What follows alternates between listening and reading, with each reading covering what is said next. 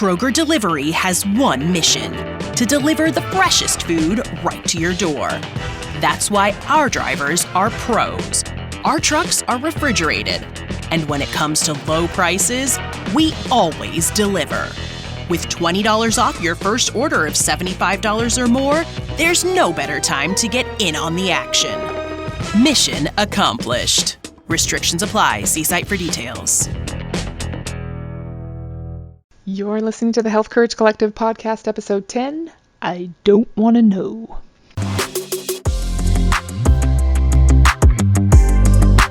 Welcome to the Health Courage Collective podcast, the show for women who are too busy to slog through hours of generalized, inapplicable, and often contradictory health information, but too smart to ignore that a few minutes of focused attention now can prevent years of suffering in the future.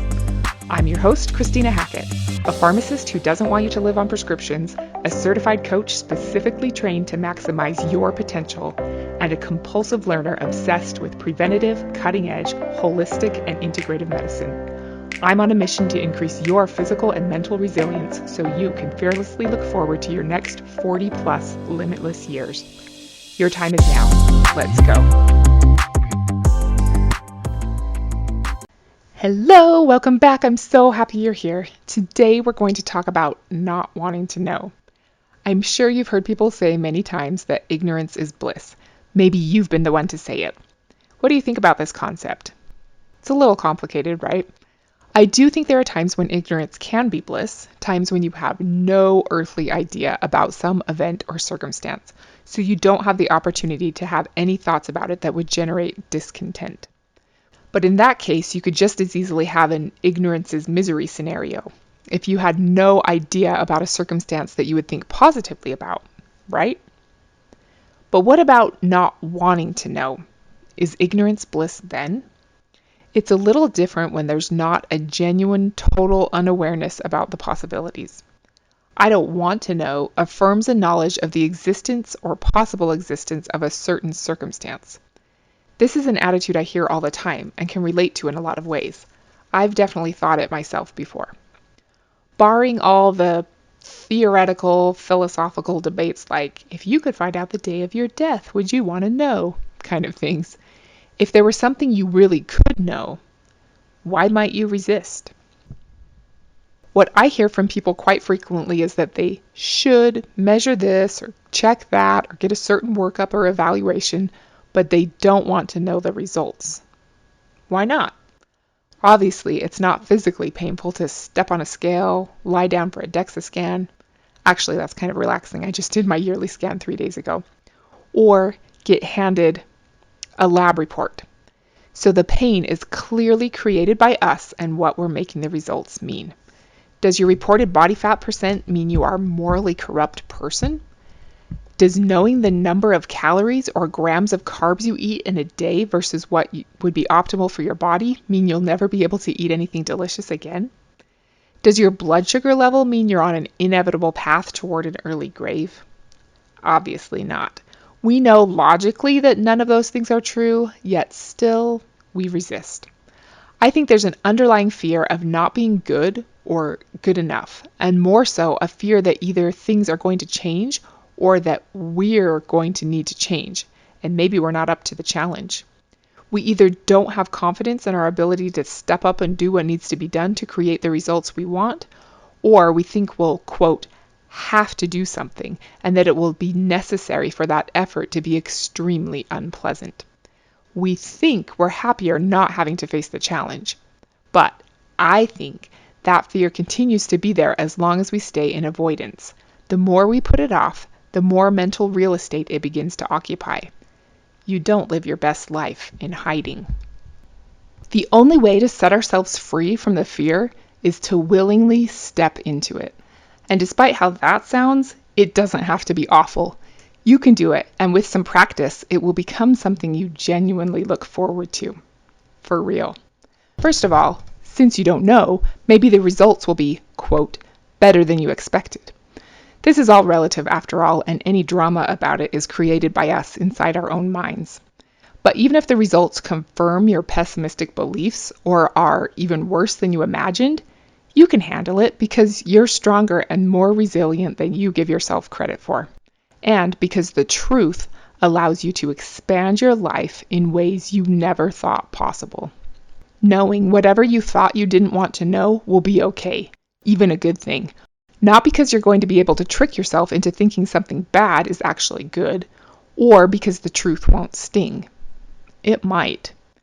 It's good because knowing the truth helps you see who you really are compared to who you wish you were. Knowing that is the first step to becoming who you wish you were. Staying stuck in not wanting to know the truth prevents you from closing the gap from who you are to who you aspire to be. You can love yourself exactly the way you are and still strive to change. Not because you aren't good enough now, but because you envision something more for yourself and your ability to contribute to the world. I love the metaphor I once heard that in order for your GPS to guide you to where you want to go, the first thing it needs to know is where you are right now. It's an essential data point in its algorithm. Your GPS doesn't have any judgment about where your starting location is. It doesn't say, okay, you want to go to San Francisco. Wait, you're in St. Louis? You're stupid. This is hopeless. There's no way. Don't you know it would be way easier to get to San Francisco from Reno? No. It's just, you want to go there? Okay. Here's how to get there from where you are now. Sure, it might take a little longer, but there's no shame in starting in St. Louis, and there will be more interesting scenery and experiences to enjoy along the way. Plus, life isn't any better in San Francisco. There are still pros and cons. They're just different than the ones in St. Louis. If you really want to know where you are now and whether you're getting closer or farther away from who you want to be over time, you need data. The more data you gather, the more frequently it's received, and the more immediate it arrives related to the behavior associated with it, the more useful it will be to you. There is a school called the Second City Comedy Academy that proves this to be true. Graduates of the Second City include the extraordinary comedians Stephen Colbert, Dan Aykroyd, Tina Fey, Seth Meyers, and Steve Carell. The reason graduates of the Second City are so wildly successful is because the Second City teaches its students to take both failures and successes in stride, and to become scientists who see audience reaction as commentary on the joke, not the jokester.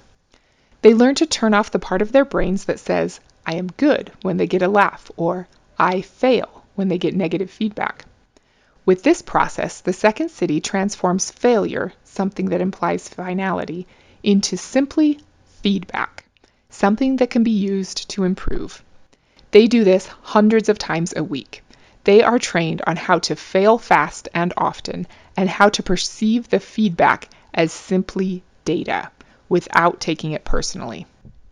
If they can learn to do that with getting up on stage and performing in front of thousands of people who might heckle or boo them, we can learn to do it with tracking some of our personal health metrics. You really can handle more than you think and learn to enjoy the process of scientific discovery using feedback. Feedback that's neutral, unless we allow our minds to categorize it as good or bad. Whether you have something you already know you should check on but you've been avoiding it, or you just know you should be more intentional about your health but you don't even know where to start, I would invite you to take a minute to really think through who you want to be. When you're lying on your deathbed someday, what will make you proud of the way you lived your life? Will you be pleased with the way you were always there for your family?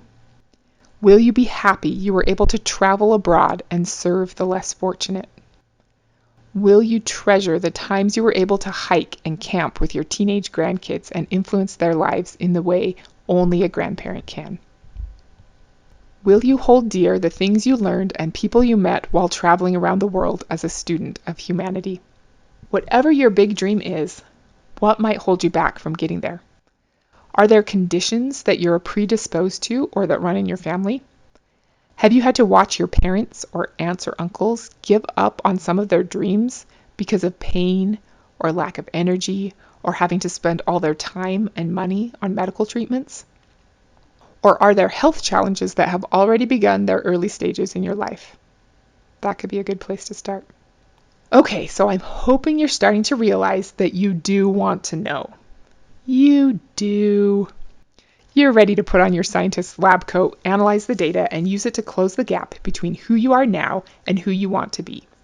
Start small, but with something that's meaningful to you. There are all kinds of things that I think could be beneficial for you to know. Never get overwhelmed. Just think about what might be a useful place for you to start.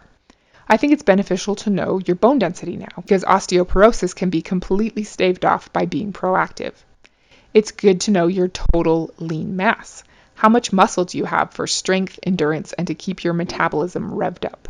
It's good to know your body fat percentage. A lot can be predicted based on your body fat to lean mass ratio. While there are some major flaws in the whole calories in, calories out model, I think it's still good to know your resting metabolic rate. How many calories do you need to consume per day to maintain your current body? You should know your blood pressure. Cancer screenings can be a bit of a murky area to discuss, but certainly finding any cancer early is way better than finding it late, so that's something to consider. Especially as we get older or if we're having certain symptoms, it's hugely beneficial to know all of your hormone levels. Estrogens, there are more than one, progesterone, testosterone, cortisol, different thyroid levels, there are multiple levels to check there, DHEA, melatonin, etc. It's also good to know your vitamin D level and your CRP, which is a marker for inflammation. It would be so fantastic if we could all easily measure our insulin levels because that drives so much of what's going to happen to us in the future. But for now, that's a little hard to do, and measuring blood glucose or A1C can be a good surrogate. It's good to check some liver enzymes and your triglyceride level, which can be indicative of impending health problems. There are tons of useful lab tests, and most of them are not the tests your doctor would normally run at a checkup. A lot of that stuff's worthless. I'm having a really hard time reining myself in, but I'm forcing myself to stop here. It's really hard. We'll come back to it another day. What about NEAT? Have you heard of this acronym? Non-exercise activity thermogenesis. How much do you move during the regular course of your day? It's good to know, and it might be surprising. We know that sitting is the new smoking. So getting a sense of where we are now really can help us make a few little changes today that will prevent us from becoming a statistic in the future.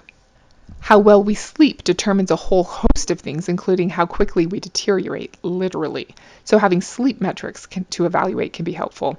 I've been scrutinizing mine lately and have been a little surprised, actually, so something to work on. Good to know.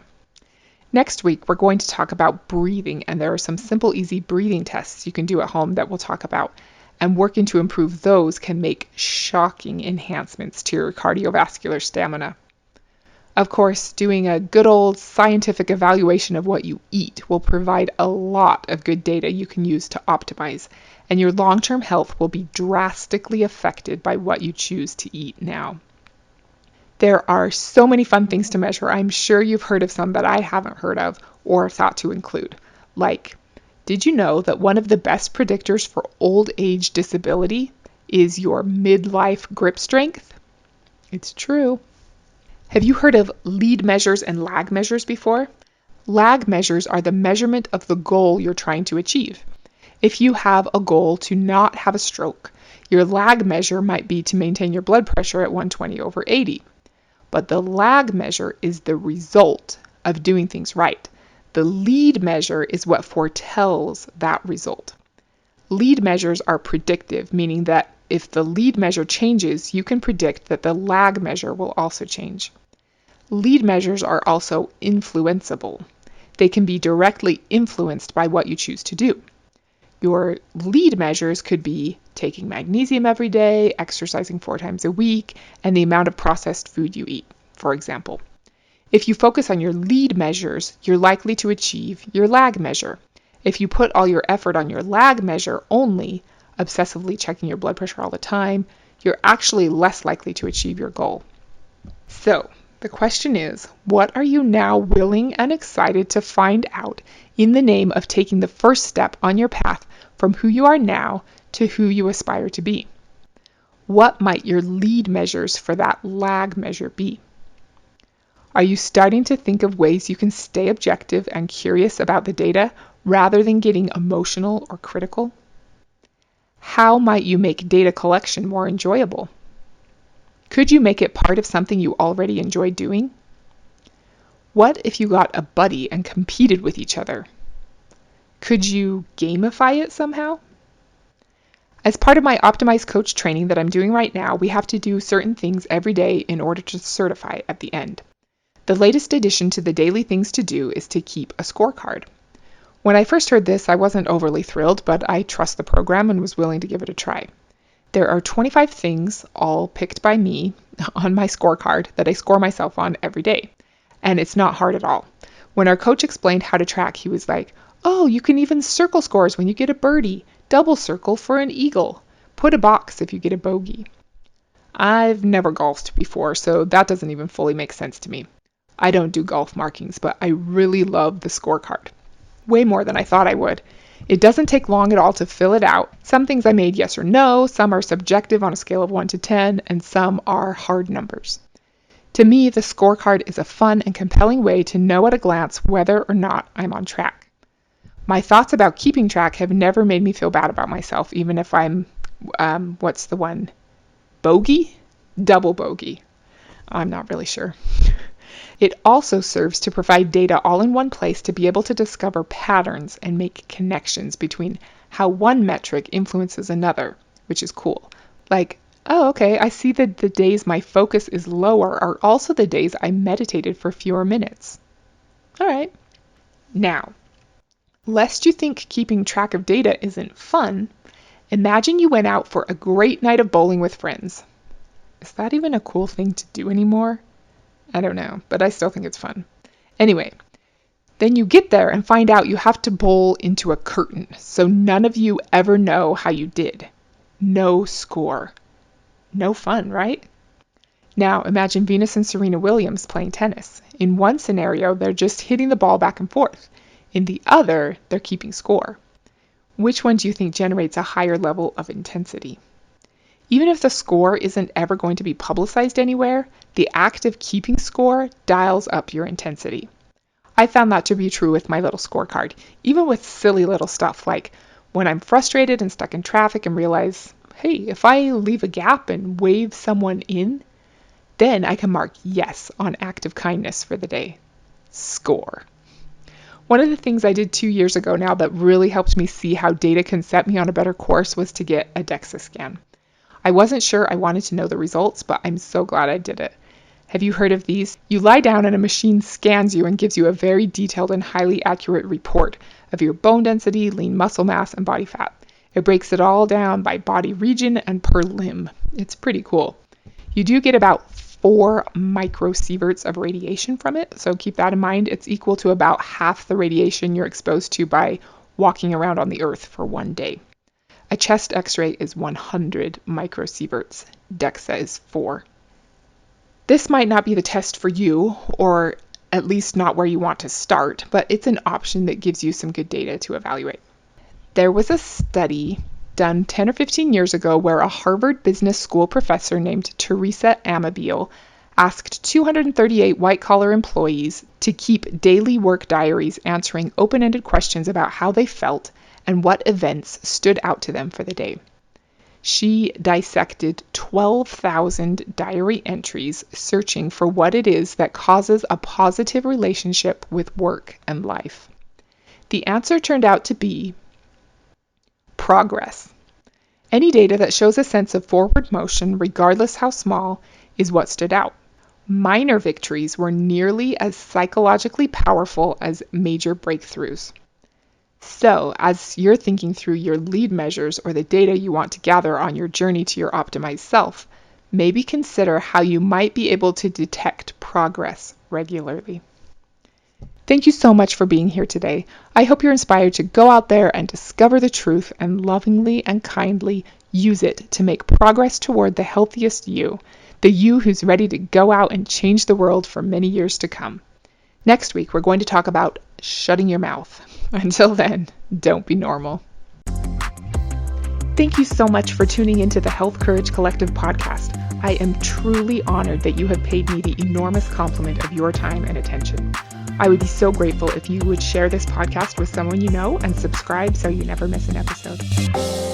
This podcast is for entertainment and information purposes only. Statements and views on this podcast are not medical advice.